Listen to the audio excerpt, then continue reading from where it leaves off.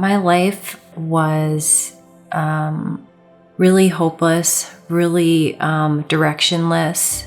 I spent a lot of time chasing after what things that I thought would make me happy, things that I thought were what I wanted, what I needed. And I spent about 10 years of my life in a really significant addiction, and went to treatment and failed, went to detoxes and failed, and got to a point where I had a lot of relationships damaged, a lot of people that had no interest in spending time with me anymore, in being around me. They were just done.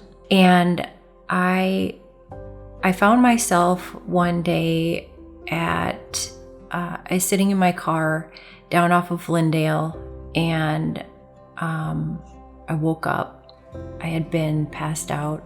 I had been unconscious after using, and I woke up and just felt like I had nearly died. Was living in my car and I hit bottom. I had friends that had been in and out of jail, and a friend that had OD'd, and so I began to believe a lie that I would end up either dead or in jail. I grew up in the church, and so later when I was in my late teens or mid-teens, first it started with believing that I was missing out on what the world had to offer, what I seen my friends doing, the drinking and partying. And then later that began with just a full-on addiction of meth. At my height of drug use, I was probably 130 pounds. And I'm passed out in this parking lot in my car, and was so just tired of being alone, getting high, being alone, stealing, chasing after drugs, just so lost and wanting to be done so bad, but not feeling like I knew how or feeling like it was ever going to happen, because I thought that there was something wrong with me, and I thought that I couldn't live without it. Sure enough, I'm sitting in jail, and I'm talking with one of the inmates. He had a friend that went through Teen Challenge, and he said, if you're serious about this, Teen Challenge can help you. So shortly after being released from jail, I filled out the application for Teen Challenge and was accepted. And a couple months later, I went into Teen Challenge. I had been in a different detox that morning, and they let me out. I went out and I got high. And that night, my family dropped me off at a different one. So I was in my second placement that day. And when I walked in the door and kind of got settled in my room, I really cried out to God, and I said, I'm done. And that wasn't, I'm done using drugs. That was, I'm done. If this doesn't stop, if this doesn't get fixed, I want to die. And I wouldn't have said at that time that I'm suicidal, but my life was so bad and so lost, and I was so tired and so sick that I would have rather died than continue to use drugs. So I went to bed in that detox, and I woke up in the morning and I felt different. And I felt like there was a weight off my shoulders, and I felt like there was a peace that I had never felt before. And I felt a comfort that everything was going to be okay, like that God really had heard me in that moment.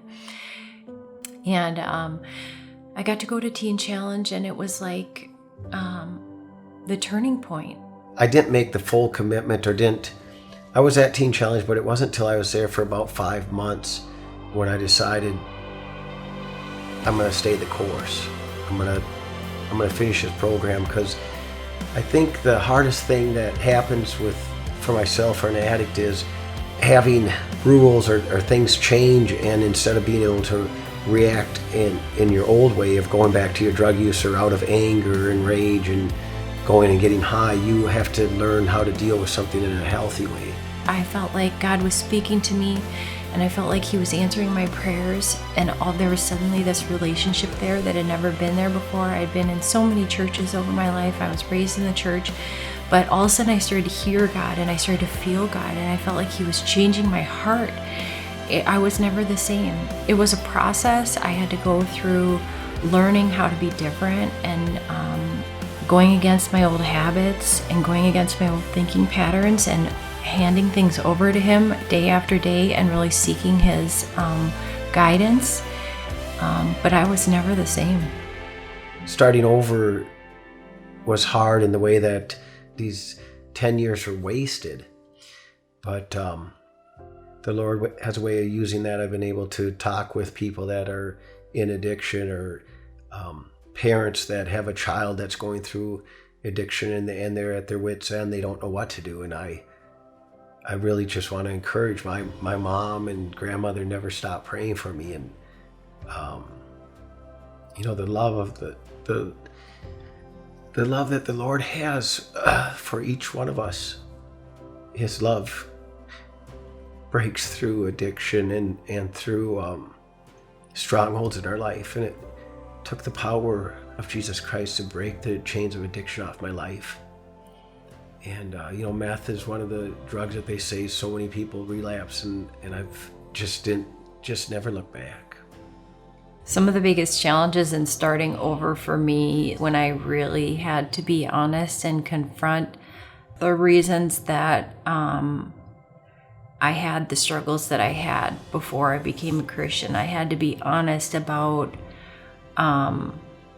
the lies that I was believing about myself, the habits that I really had, what I was doing, what my relationships really look like. I had to be honest about my mental health. I had to be honest about my own anger and resentments, and it took a lot of practice to train my mind to focus on the truth and to not keep negative thought process going, where I was really focused on my insecurities and focused on covering all of these negative things up with drugs and alcohol.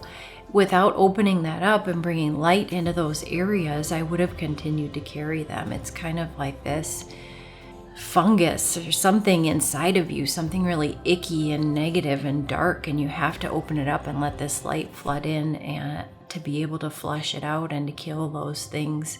And that was really hard, to be honest, that I have a lot of insecurities, I have a lot of anxieties.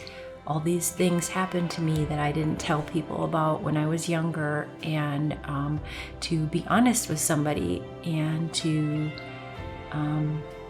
ask for forgiveness from some people so that you could truly move forward. That's when I was able to kind of drop those bags and to lose some of the weight of that and actually make some progress out of my old ways and start fresh. We got married in 2007. We've been married for 13 years and we have 3 kids. We have a business that we run. Really felt like God called Jeremiah to have jobs that are opportunities for guys that are going through similar situations where he went through, guys that are in transition, coming out of Teen Challenge, coming out of jail, coming out of prison, and being that kind of employer, because I think we know what it's like to have to start over and have to somebody extend you an opportunity. And I also went to college after Teen Challenge and became an addiction counselor and worked for Teen Challenge for several years. And now I get to work for our business and stay home with our kids. But we really felt like his hand has been on every step of the way and answered prayers, and we've seen miracles happen in our life because we've really sought his direction for our family. But I can truly say God has restored the years that the locusts have eaten with our children and family members, and being able to share my story with other people and say there's hope. There is a God that's bigger than your addiction, and it doesn't matter where you've been or what you've done. If you are sick and tired of your lifestyle and your addiction, there is hope for you.